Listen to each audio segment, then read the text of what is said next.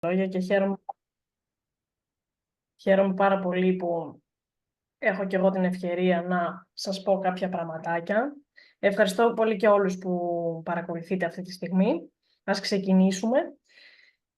Όπως είπε και ο Παναγιώτης, σήμερα θα μιλήσουμε για το Human Neutrophil Antigen Complex, το λεγόμενο HNA, και πώς αυτό επηρεάζει την έκβαση της μεταμόσχευσης νεφρού. Θα κάνουμε μια βιβλιογραφική ανασκόπηση των δημοσιεύσεων και των μελετών που αφορούν στο ζήτημα αυτό. Πριν λοιπόν εμβαθύνουμε στο θέμα μας, να πούμε λίγα λόγια για το τι είναι τα HNA. Τα HNA λοιπόν είναι μια οικογένεια αντιγονικών καθοριστών ή επιτόπων που βρίσκονται πάνω σε γλυκοπρωτεΐνες, οι οποίες κυρίως εκφράζονται στα ανθρώπινα κοκκιοκύτταρα, καθώς και σε άλλα ενδοθηλιακά κύτταρα άλλων ιστών. Έχει βρεθεί πως η παρουσία αντισωμάτων έναντι αυτών των HNA σχετίζεται με μια ποικιλία παθολογικών καταστάσεων, τις οποίες θα αναφέρουμε στη συνέχεια. Προς το παρόν έχουν βρεθεί 14 διαφορετικά αλληλόμορφα για το σύστημα HNA, τα οποία διαμοιράζονται σε 5 συστήματα HNA από το 1 έως το 5. Όπως προείπα, η παρουσία αντισωμάτων έναντι των HNA σχετίζονται με κάποιες κλινικές παθολογικές καταστάσεις, κάποιες από τις οποίες βλέπουμε σε αυτή τη διαφάνεια. Το γνωστό τράλι, η οξεία πνευμονική βλάβη σχετιζόμενη με μετάγγιση, η αυτοάνωση ουδετεροπενία, η νεογνική αλλοάνωση ουδετεροπενία, οι εμπείρετες αντιδράσεις μετάγγισης, καθώς και η επίμονη ουδετεροπενία μετά από μεταμόσχευση μυελού των οστών, είναι κάποιες από αυτές τις παθολογικές καταστάσεις. Υποθέτουμε λοιπόν σήμερα ότι σχετίζεται και με η παρουσία αυτών των αντισωμάτων, σχετίζεται και με την απόρριψη νεφρικών μοσχευμάτων. Όπως είπα, υπάρχουν 5 συστήματα HNA για τα οποία θα πούμε πολύ λίγα λόγια. Το HNA1 αποτελεί έναν χαμηλής ειδικότητας FC υποδοχέα, τον οποίο βρίσκουμε μόνο στα ουδετερόφυλλα και στα βασεόφυλλα, και είναι το πιο συχνά εμφανιζόμενο αντιγόνο σε περιπτώσεις νεογνικής ουδετεροπενίας. Όπως βλέπουμε εδώ, έχουν βρεθεί 5 πολυμορφισμοί, 5 SNPs, όλοι στο τρίτο εξώνιο του γονιδίου, που οδηγούν σε 5 διαφορετικά γονιδιακά προϊόντα, δηλαδή 5 επιτόπους, και γι' αυτό και αναφέρουμε 5 αλληλόμορφα για το HNA1.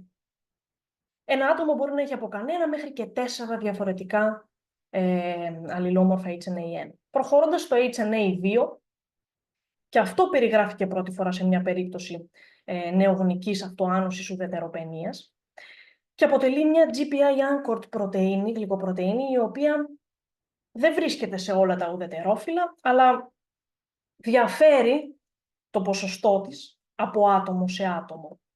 Και ενώ έχουν βρεθεί πολλοί πολυμορφισμοί στα διάφορα εξώνια, όπως βλέπουμε του γονιδίου, περιγράφεται μόνο ένα αλληλόμορφα, γιατί οι περισσότεροι πολυμορφισμοί καταλήγουν είτε στο να μην αλλάξει ο επίτοπος, το γονιδιακό προϊόν, είτε να μην παραχθεί καθόλου ο επίτοπος. Προσπερνώ λίγο το HNA3, γιατί είναι αυτό που μας ενδιαφέρει περισσότερο και θα πούμε περισσότερα λόγια στη συνέχεια. Και κλείνουμε το HNA4 και 5, τα οποία κωδικοποιούν τις γλυκοπρωτεΐνες CD11B και CD11A αντίστοιχα, οι οποίες ενώνονται με μια αλυσίδα leukocyte Β2 και δημιουργούν αυτό το διμερές, το οποίο ανήκει στην οικογένεια των Β2 ιντεγκρινών και παίζει ρόλο στην ανοσολογική ενεργοποίηση και καταστολή. Όπως είπα, θα εμβαθύνουμε λίγο περισσότερο στο σύστημα HNA3, η θέση του οποίου διαλευκάνθηκε μόλις το 2010, όπου αντισώματα έναντι του HNA3 εντόπισαν την πρωτεΐνη Choline Transporter-like Protein 2, CTL2, μια διαμεμβρανική πρωτεΐνη 68 με 72 κιλοντάλτον, η οποία εκφράζεται τόσο στα αιμοποιητικά κύτταρα, ουδετερόφυλλα, αιμοπετάλια, λεμφοκύτταρα, τόσο και στα ενδοθηλιακά κύτταρα, πνεύμονα, εντέρου, ύπατος, έσω αυτιού και νεφρού, και είναι άγνωστης λειτουργίας. Η πρωτεΐνη αυτή λοιπόν, η CTL2, κωδικοποιείται από το γονίδιο CLC44α2, το οποίο βρίσκεται στο χρωμόσωμα 19. Το HNA3 σύστημα είναι διαλληλικό, δηλαδή υπάρχουν δύο κύρια αλληλόμορφα, τα οποία όπως βλέπουμε εδώ πέρα διαφέρουν στη θέση 455 του γονιδίου, όπου στο ένα έχουμε τη γουανίνη και στο άλλο αδενίνη, το οποίο οδηγεί στην αλλαγή στο αντιγόνο στην θέση 152 να έχουμε αργινίνη στο ένα και γλουταμίνη στο άλλο, και έτσι παράγονται αυτά τα δύο διαφορετικά αντιγόνα HNA3α και HNA3B. Υπάρχει και μια πιο σπάνια παραλλαγή του HNA3α, όπου έχουμε μια αλλαγή στην θέση 451, έχοντας θυμίνη αντί κοιτοσύνη, που οδηγεί στο γονιδιακό προϊόν να έχει τη φενιλαλανίνη αντί τη λευκίνη, που όμως αυτό βλάπτει τον επίτοπο, κάνοντας πιο δύσκολη την πρόσδεση των αντισωμάτων έναντι του HNA3α στο αντίστοιχο αντιγόνο του. Τα αλληλόμορφα αυτά, τα κύρια αλληλόμορφα, τα HNA3α και 3B, είναι συνεπικρατή. Ένα άτομο μπορεί να είναι είτε ομόζυγο είτε ετερόζυγο για τα αλληλόμορφα αυτά. Επομένως, αν ένα άτομο είναι ομόζυγο για το HNA3B, για παράδειγμα, εμφανίζει κίνδυνο να αναπτύξει αντισώματα έναντι του HNA3α. Αυτό μπορεί να γίνει με ευαισθητοποίηση του ατόμου, με προηγούμενες κοιήσεις, αν είναι γυναίκα, με μεταγγίσεις και με προηγούμενες μεταμοσχεύσεις. Και είναι γεγονός ότι περίπου το 5% των Καυκάσιων, το 5% των Αμερικανών και το 5% των Ινδών είναι HNA3B ομόζυγοι και έτσι κινδυνεύουν να εμφανίσουν αντισώματα έναντι του HNA3α. Εμβαθύνοντας λίγο παραπάνω στο σύστημα των HNA3α, αυτές είναι κάποιες από τις παθολογικές καταστάσεις που εμπλέκονται τα αντισώματα του HNA3α. Κάποιες είναι κοινές με αυτές που προαναφέραμε για τα HNA γενικά, όπως είναι το τράλι, αυτοάνωση, ουδετεροπενία και η νεογνική αλλοάνωση, ουδετεροπενία. Και έχουμε την antibody mediated rejection στην μεταμόσχευση νεφρού, καθώς και την αυτοάνωση κόφωση.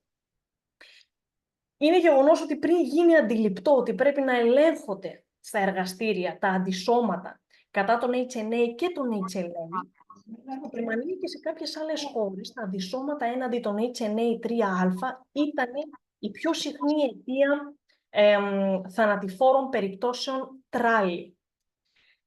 Αντίθετα, η ανοσογονικότητα του HNA3B είναι χαμηλότερη από του HNA3α και τα αντισώματα φαίνεται ότι δεν έχουν τόσο έντονη κλινική επίδραση, τα αντισώματα έναντι του HNA3B. Η σημασία των HNA φαίνεται και στο ότι στις τελευταίες βρετανικές recommendations για την μεταμόσχευση νεφρού εισήχθη η προτροπή να ελέγχονται τα HNA αντισώματα, όταν βέβαια τα cross-matches, τα αποτελέσματα των cross-matches ή και το κλινικό αποτέλεσμα της μεταμόσχευσης δεν συνάδει με τα αναμενόμενα σύμφωνα με τα HLA αντισώματα. Και εδώ βλέπουμε έναν πίνακα με τα πλεονεκτήματα και τα μειονεκτήματα των μεθόδων που χρησιμοποιούνται για την ανίχνευση των HNA αντισωμάτων.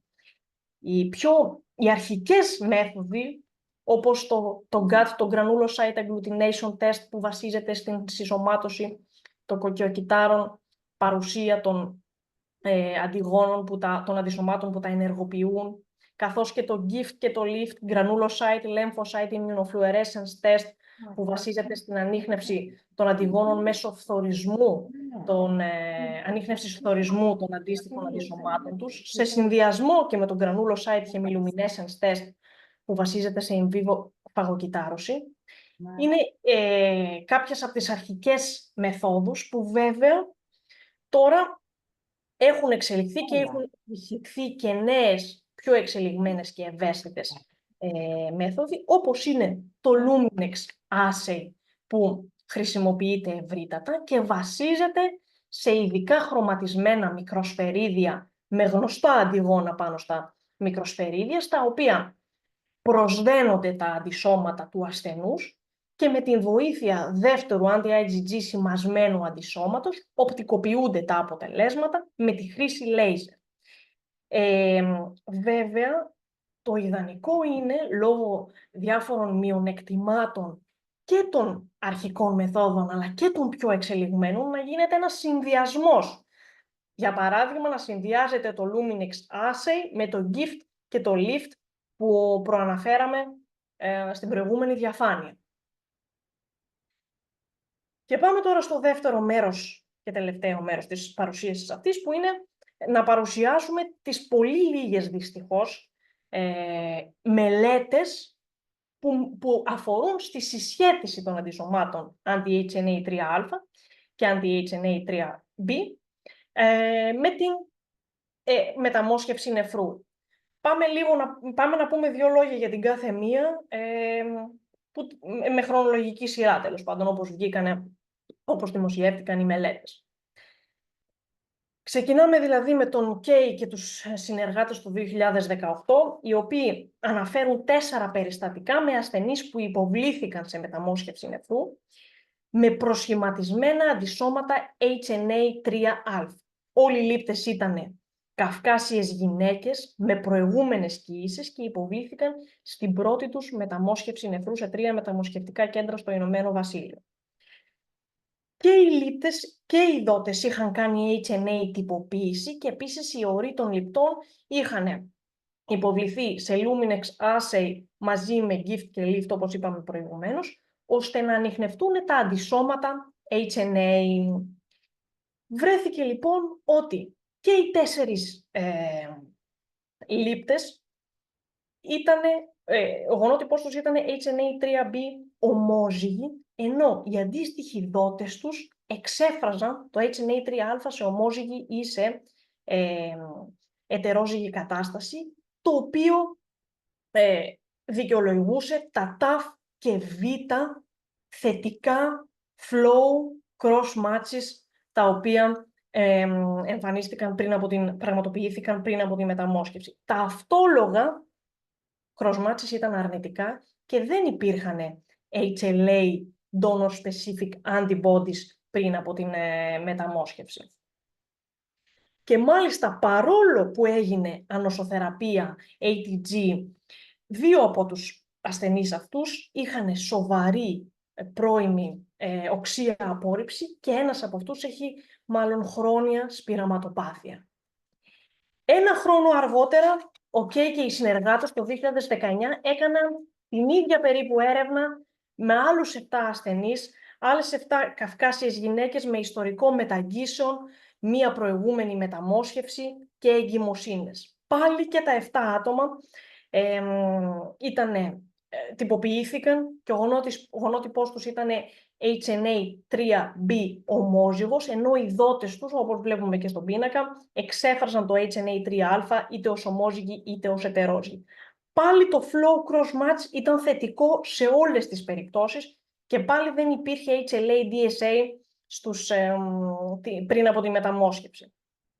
Ο Κέι και οι συνεργάτες αναφέρουν ότι δυστυχώς συνήθως αυτοί οι ασθενείς περιμένουν πολύ καιρό στις λίστες αναμονής, διότι το 95% όπως είπαμε και πριν των δοτών εκφράζουν το HNA3α, τα TAF και Β flow cross-matches είναι θετικά και πολλές φορές οδηγούν στην απόφαση να μην προχωρήσει η μεταμόσχευση. Προχωρώντας το 2021 σε μια επόμενη μελέτη, σε ένα νοσοκομείο στην Ταϊλάνδη, εδώ πέρα έγινε εξέταση και έγινε τυποποίηση 90 ζευγαριών δοτών και ληπτών, καθώς και η εξέταση ορών των 90 αυτών ληπτών, σε άτομα όμως που διαγνώστηκαν με antibody-mediated rejection. Και η έρευνα αυτή είναι η μοναδική που υποστηρίζει την αντίθετη πλευρά, ότι δηλαδή ενώ το ποσοστό της ασυμβατότητας HNA3, το οποίο σημαίνει να είναι ο λήπτης HNA3B ομόζυγος και ο δότης να εκφράζει το HNA3α ή αντίστροφα, παρόλο που ήταν το ποσοστό αυτό υψηλό, δεν βρέθηκαν στους ορούς αυτών των λιπτών αντισώματα HNA3 και δεν μπόρεσε να συσχετιστεί η απόρριψη, η νεφρική απόρριψη με την παρουσία HNA3 αντισωμάτων. Προχωρώντας πάλι σε μια μελέτη η οποία πάλι εξέτασε άτομα τα οποία είχαν απορρίψει μόσχευμα νεφρού το 2022 από τους Τζο Μάρτινς και συνεργάτες. Αυτοί εξέτασαν 604 ασθενείς και βρήκαν ότι 6 από αυτούς είχαν αντισώματα αυτή τη φορά έναντι του HNA3B. Θέτοντας το ερώτημα και θέτοντας κάποιες ενδείξεις ότι και τα αντισώματα έναντι του HNA3B, παρόλο που υποστηρίζονται ότι έχουν χαμηλότερη κλινική επίδραση, μπορεί και τα HNA3B να παίζουν ρόλο στην έκβαση μιας μεταμόσχευσης νεφρού, διότι ήταν πολύ ψηλότερο το ποσοστό των αντισωμάτων αυτών από τους υγιείς δότες.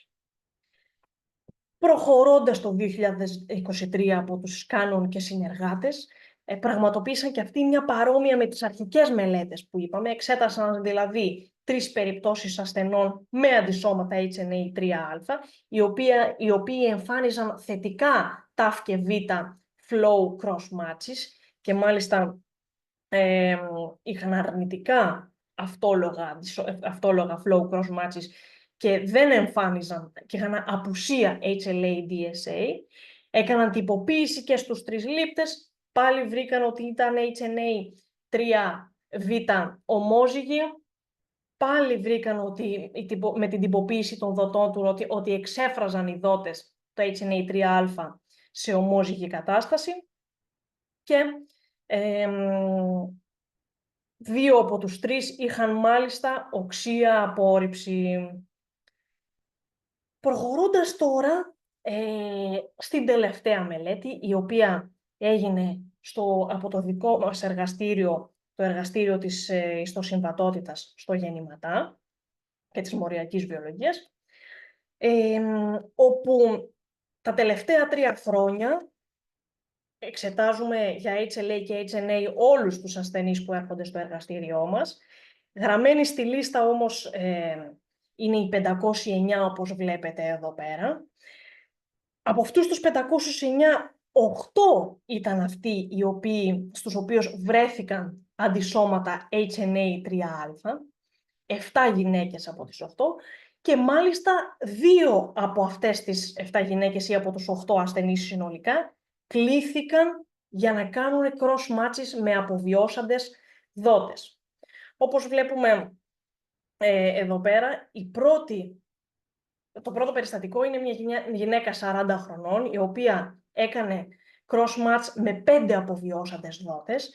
Τα cross match ήταν όλα θετικά.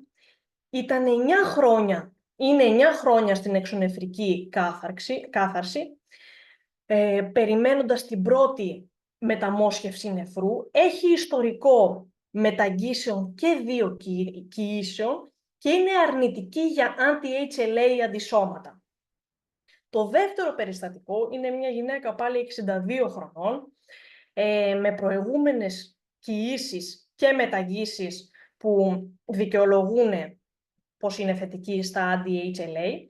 Είναι 7 χρόνια στην εξωνεφρική κάθαρση περιμένοντας την πρώτη μεταμόσχευση νεφρού και τα 2 περιστατικά δεν έχουν HLA donor specific antibodies, αλλά βγάζουν TAF και β flow cross matches θετικά. Αυτό μας οδηγεί και μάλιστα για να ελέγξουμε άμα ισχύουν αυτά που προείπαμε και στις άλλες μελέτες, έγινε τυποποίηση των ασθενών αυτών και βρέθηκε ότι είναι HNA3B ομόζυγοι και τυποποιήθηκαν και δειγματοληπτικά κάποιοι από τους δότες και όντως εκφράζουν το HNA3α είτε σε ομόζυγη είτε σε ετερόζυγη κατάσταση. Αυτό μας οδηγεί στο συμπέρασμα Ορίστε. Αυτό μας οδηγεί, όλες αυτές οι μελέτες μας οδηγούν σε κάποια συμπεράσματα. Καταρχάς, να τονίσουμε ότι οι μελέτες είναι πολύ λίγες. Όπως είδατε, γύρω στις 6-7 μελέτες για αυτό το ζήτημα. Τα συμπεράσματα που βγαίνουν από αυτές τις λίγες μελέτες είναι πως πιθανότατα η παρουσία των αντισωμάτων κατά του HNA3α να σχετίζεται με την απόρριψη του νεφρικού μοσχεύματος και υπάρχουν και κάποιες λίγες ενδείξεις ότι ίσως σχετίζεται και με τα αντισώματα κατά του HNA3b, μια νεφρική απόρριψη.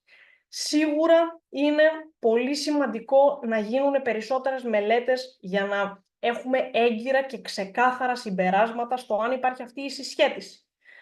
Αλλά παρόλο που δεν έχει διευκρινιστεί πλήρως η κλινική σημασία των anti-HNA3α και 3b αντισωμάτων στη μεταμόσχευση, πρέπει σίγουρα να ελέγχονται πριν από την μεταμόσχευση, ώστε να υπολογίζεται ο ανοσολογικός κίνδυνος και να γίνεται έγκαιρη θεραπευτική αντιμετώπιση και να υπάρχει μια ετοιμότητα στη θεραπευτική αντιμετώπιση. Σίγουρα, λόγω του ότι δεν υπάρχουν σαφή συμπεράσματα, υπάρχει φόβος να μεταμοσχευτούν άτομα που έχουν TAF και β-flow cross-matches θετικά, εφόσον ακόμα δεν έχει διευκρινιστεί η κλινική σημασία των αντισωμάτων αυτών. Τώρα, τελειώνοντας και μετά τα συμπεράσματα αυτήν την παρουσίαση, θέλω να ευχαριστήσω πάρα πολύ τους συνεργάτες και τους συναδέλφους του εργαστηρίου της ιστοσυμβατότητας και της μοριακής βιολογίας, διότι για όλα αυτά που είδατε, προφανώς είναι μια συλλογική προσπάθεια που συμμετείχανε όλοι. Ευχαριστώ πάρα πολύ και εσάς για την προσοχή σας που μπήκατε σε αυτό το μάθημα και ελπίζω να μην σας μπέρδεψα πολύ. Ευχαριστώ πολύ.